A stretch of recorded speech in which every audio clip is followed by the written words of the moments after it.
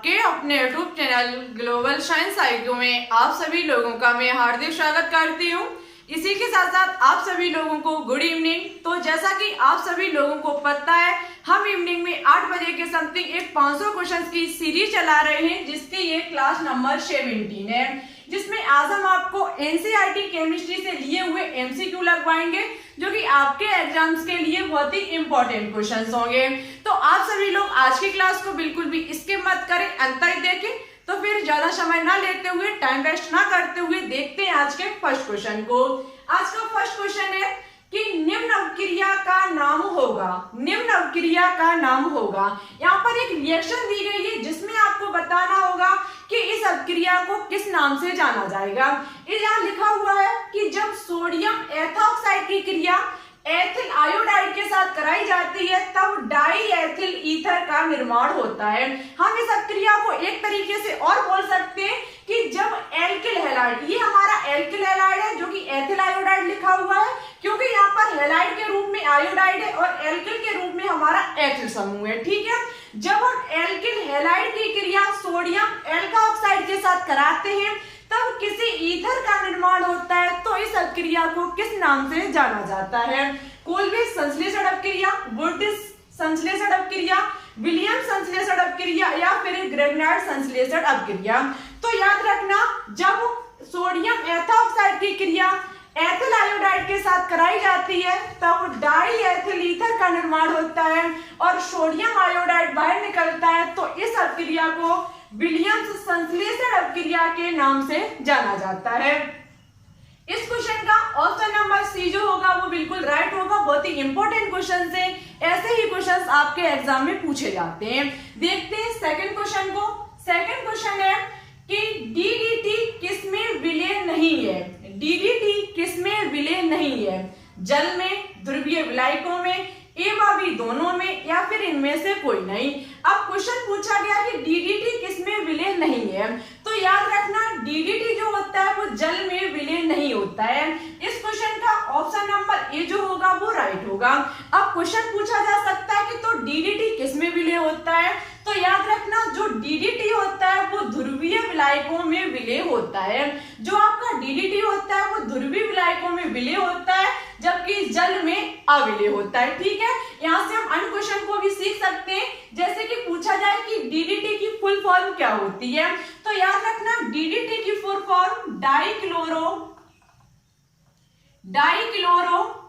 Diphenyl ट्राइक्लोरोएथेन होती है। ठीक है, ट्राइक्लोरोएथेन इसकी फुल फॉर्म होती है DDT की। बहुत ही इंपॉर्टेंट है, इसे जरूर याद करें। अब बात की जाए कि DDT की खोज किसने की, तो याद रखना DDT की खोज पॉल हरमन मुलर ने की थी। ठीक है, जो DDT की खोज की थी वो पॉल हरमन मुलर ने 1950 ईस्वी में की थी। ठीक है, जो ये खोज की थी वो 1950 ईस्वी में पॉल हरमन मुलर ने की थी। देखते हैं आज के नेक्स्ट क्वेश्चन नंबर 3 को। ठीक है,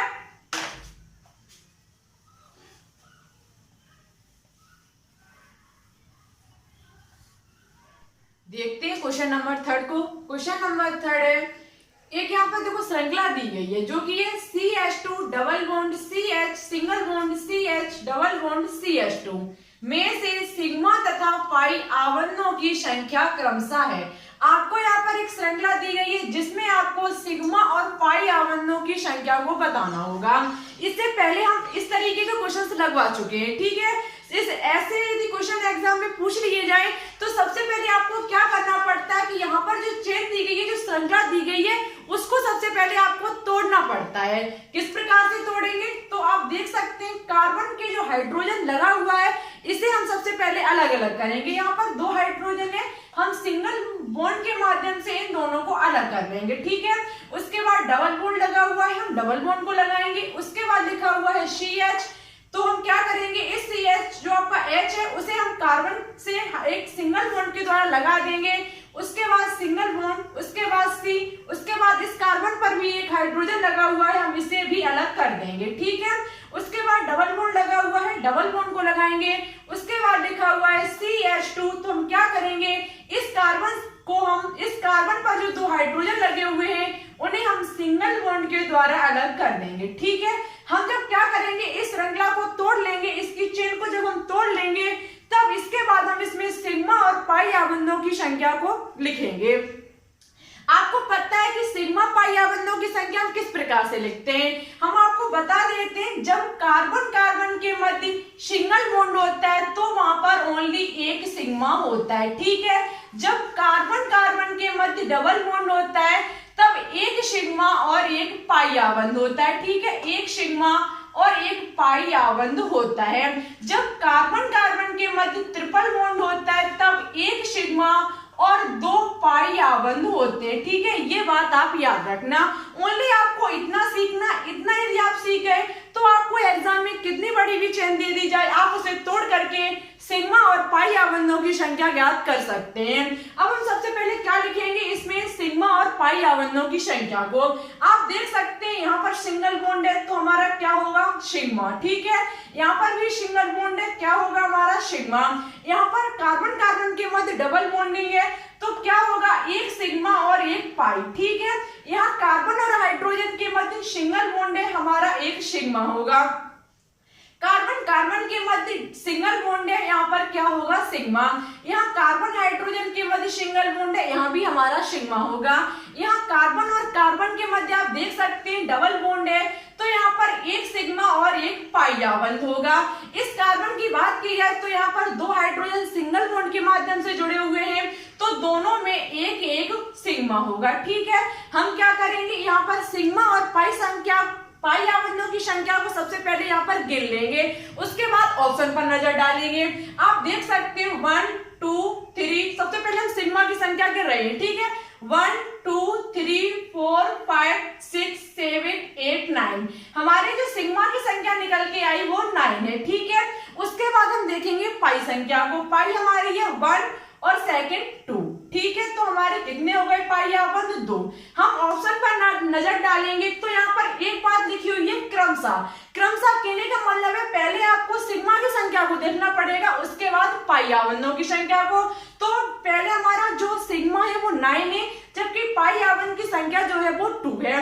9,2 ऑप्शन देख सकते हैं, सी ऑप्शन जो होगा वो इस क्वेश्चन का राइट होगा। ठीक है, ऐसे क्वेश्चन आपके एग्जाम में पूछे जा सकते हैं, तो इसी प्रकार से आप प्रैक्टिस करते रहें श्रृंखला को बना कर और देख सकते हैं कि किस प्रकार से पाई और सिग्मा आबंधों की संख्या ज्ञात की जा सकती है।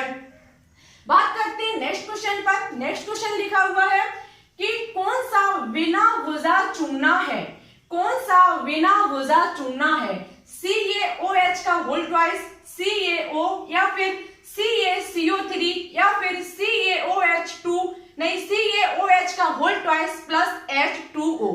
तो आपको पता होगा जो बिना भुजा हुआ चूना होता है वो कैल्शियम ऑक्साइड होता है। CaO कैल्शियम ऑक्साइड को कहा जाता है बिना भुजा हुआ चूना।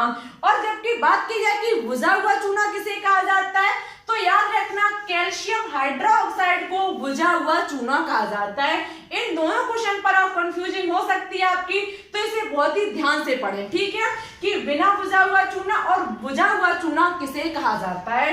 कैल्शियम ऑक्साइड को बिना भुजा हुआ चूना और कैल्शियम हाइड्रोक्साइड को भुजा हुआ चूना कहा जाता है। ठीक है, बात करते हैं आज के नेक्स्ट क्वेश्चन पर। नेक्स्ट क्वेश्चन है, देखते हैं नेक्स्ट क्वेश्चन को। नेक्स्ट क्वेश्चन है कि ड्यूटेरियम के नाभिक का संगठन है, ड्यूटेरियम के नाभिक का संगठन है, एक इलेक्ट्रॉन एक प्रोटॉन एक न्यूट्रॉन एक इलेक्ट्रॉन 2 प्रोटॉन या फिर एक प्रोटॉन एक न्यूट्रॉन। सबसे पहले नाभिक का संगठन ज्ञात करने से पहले आपको ड्यूटेरियम पता होना चाहिए कि ड्यूटेरियम के परमाणु क्रमांक कितना होता है, परमाणु भार कितना होता है। क्योंकि नाभिक का संगठन, सबसे पहले नाभिक का संगठन आपको पता होगा, नाभिक जो होता है वो प्रोटॉन प्लस न्यूट्रॉन से मिलकर के बना होता है। ठीक है, प्रोटॉन प्लस न्यूट्रॉनों से मिलकर के बना होता है जो नाभिक होता है, जबकि इलेक्ट्रॉन जो होते हैं वो वायवृत्तीय पथ पर चक्कर लगाते रहते हैं। ठीक है, तो क्वेश्चन पूछ रहा है कि ड्यूटेरियम के नाभिक का संगठन होगा, तो आपको पता है जो ड्यूटेरियम होता है वो 1H2 जो कि हाइड्रोजन का एक समस्थानिक है। हाइड्रोजन के 3 समस्थानिक होते हैं, प्रोटिडियम, ड्यूटेरियम और ट्राइटिनियम। ठीक है, ये इसका सेकंड है 1H2। इसमें आपको बताना होगा कि नाभिक का संख्या मींस प्रोटॉन और न्यूट्रॉनों की संख्या। आपको पता होगा कि जो किसी भी एलिमेंट का जो प्रोटॉनों की संख्या ज्ञात करने के लिए आपको पता होगा जो परमाणु क्रमांक होता है, जितनी उसमें परमाणु क्रमांक की संख्या होती है उतनी ही उसमें प्रोटॉनों की संख्या होती है। मींस परमाणु क्रमांक के बराबर होती है प्रोटॉनों की संख्या। आप देख सकते हैं ड्यूटेरियम में जो परमाणु क्रमांक है वो 1 है, तो प्रोटॉनों की संख्या भी कितनी होगी? 1। ठीक है, अब हम ज्ञात करेंगे न्यूट्रॉनों की संख्या। न्यूट्रॉनों की संख्या ज्ञात करने के लिए क्या किया जाता है? परमाणु भार माइनस की परमाणु क्रमांक। जो न्यूट्रॉनों की संख्या ज्ञात करने के लिए किया जाता है A माइनस जेड। ए का मतलब होता है परमाणु भार, जिसे हम द्रव्यमान संख्या भी कहते हैं। ठीक है, इसमें से किया जाएगा माइनस किस संख्या को? परमाणु क्रमांक की संख्या को। अब आप देख सकते हैं यहाँ पर द्रव्यमान संख्या जो है वो 2 है, जबकि परमाणु क्रमांक जो है वो 1 है। 2 माइनस 1 हमारा निकल के आएगा 1। मींस प्रोटॉनों की संख्या भी 1 है और हमारी न्यूट्रॉनों की संख्या भी 1 है। हम यहाँ से इलेक्ट्रॉन की संख्या भी ज्ञात कर सकते हैं। आप देख सकते हैं ये हमारा उदासीन है, और उदासीन जब कोई भी एलिमेंट होता है तो उसमें जितने प्रोटॉनों की संख्या होती है उतने ही हमारे इलेक्ट्रॉनों की संख्या होती है। ठीक है, तो यहाँ पर इलेक्ट्रॉनों की संख्या भी हमारी 1 निकल के आएगी, जबकि मुझे ओनली नाभिक की पूछी गई है। नाभिक में प्रोटॉन और न्यूट्रॉन होते हैं, तो हमारी एक प्रोटॉन और एक न्यूट्रॉन। ऑप्शन नंबर डी जो होगा वो इस क्वेश्चन का राइट होगा। बात करते हैं नेक्स्ट क्वेश्चन पर। नेक्स्ट क्वेश्चन है कि निम्न में से किसे गुण कोष्ठक में लिखा हुआ है Kr 5s2 विन्यास द्वारा प्रदर्शित किया जा सकता है। यहाँ पर ये इलेक्ट्रॉनिक विन्यास दिया गया है। इस इलेक्ट्रॉनिक विन्यास के माध्यम से किस एलिमेंट को प्रदर्शित किया जा सकता है? कौन सा ऑप्शन इस क्वेश्चन का राइट होगा? इसका आंसर आपको हमारे कमेंट बॉक्स में देना होगा। बात करते हैं आज के नेक्स्ट क्वेश्चन पर। बात करते हैं आज के नेक्स्ट क्वेश्चन पर। नेक्स्ट क्वेश्चन देखो, देख सकते हैं यहाँ पर एक रिएक्शन लिखी हुई है जो कि उत्क्रमणीय अभिक्रिया है। अब सबसे पहले हमने कैसे पहचाना कि ये एक उत्क्रमणीय अभिक्रिया है? तो आप देख सकते हैं यहाँ पर ये जो निशान लगा हुआ है जो कि दोनों तरफ से है। ऐसे निशान जब आप रिएक्शन में देखते हो तो समझ जाना ये एक प्रकार की उत्क्रमणीय अभिक्रिया है। जो उत्क्रमणीय अभिक्रिया है उसमें क्या होता है कि हम अपकारक से उत्पाद और उत्पाद से अपकारक का निर्माण कर सकते हैं। ठीक है, इस प्रकार की अभिक्रिया को उत्क्रमणीय अभिक्रिया कहा जाता है। जबकि आपने ऐसे देखा होगा जब एरो का इस प्रकार से निशान लगा होता है तो ऐसी अभिक्रिया को अनुत्क्रमणीय अभिक्रिया कहा जाता है, जिसमें क्या होता है कि यदि एक बार अपकारक से उत्पाद का निर्माण कर लें तो पुनः हम उसे उत्पाद से अपकारक में नहीं बदल सकते हैं। ठीक है, इस प्रकार की अभिक्रिया को अनुत्क्रमणीय अभिक्रिया कहा जाता है। बात करते हैं इस क्वेश्चन पर। यहाँ पर क्या हो रहा है कि एक आयोडीन है जो कि यहाँ पर I2 आप देख सकते हैं, जिसे कहा जाता है आयोडीन, जो कि है सॉलिड स्टेट में मींस ठोस अवस्था में, जो बदल रहा है गैस अवस्था में। किसमें बदल रहा है? गैस अवस्था में। क्वेश्चन पूछ रहा है कि कौन सा साम्य कहलाएगा? मींस इस रिएक्शन में कौन सा साम्य होगा? भौतिक साम्य, रासायनिक साम्य, आयनिक साम्य, या फिर इनमें से कोई नहीं। तो आप देख सकते हैं यहाँ पर क्या परिवर्तन हो रहा है? अवस्था परिवर्तन। मींस पहले ये ठोस अवस्था में था, जब हमने इसकी उत्क्रमणीय अभिक्रिया कराई तो ये गैस अवस्था में परिवर्तित हो गया आयोडीन। तो इस प्रकार का साम्य हमारा भौतिक साम्य कहलाएगा। जब किसी भी अभिक्रिया में भौतिक अवस्था परिवर्तन होता है, किसी भी पदार्थ में जब अवस्था परिवर्तन होता है तो इस प्रकार के साम्य को भौतिक साम्य कहा जाता है। ठीक है, यहाँ आप ये भी देख सकते हैं कि जब आपको पता होगा जब कोई भी पदार्थ ठोस अवस्था से डायरेक्ट गैस अवस्था में परिवर्तित होता है तो उसे कहा जाता है ऊर्ध्वपातन। क्या कहा जाता है? ऊर्ध्वपातन। ठीक है, तो हम इसे ऊर्ध्वपातन भी कह सकते हैं। ये एक ऊर्ध्वपातन का भी उदाहरण हो सकता है जहां पर ये सॉलिड स्टेट से गैस स्टेट में बदल रहा है। ठीक है, बात करते हैं नेक्स्ट क्वेश्चन पर।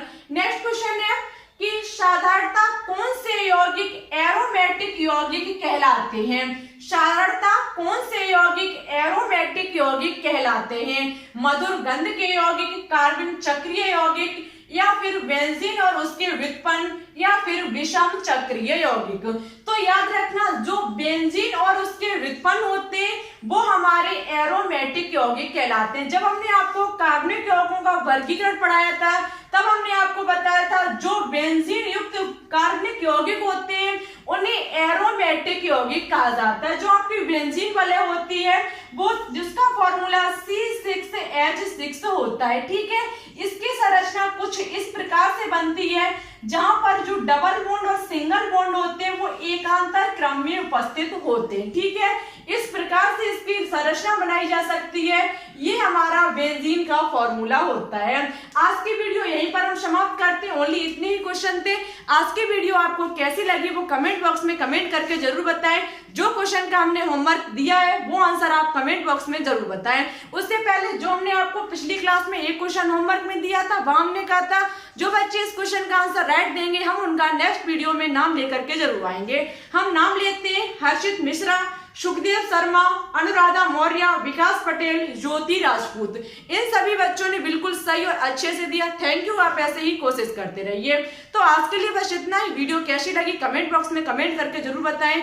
अच्छी लगे तो प्लीज इसे लाइक एंड दोस्तों के साथ शेयर जरूर करें। हमारे चैनल पर न्यू हो तो प्लीज इसे सब्सक्राइब करके ऑल पर क्लिक जरूर कर लें। इससे होगा क्या, हम जब भी कोई वीडियो अपलोड करेंगे आपके पास तुरंत हमारी वीडियो का नोटिफिकेशन पहुंच जाएगा और आपको वीडियो का इंतजार नहीं करना पड़ेगा।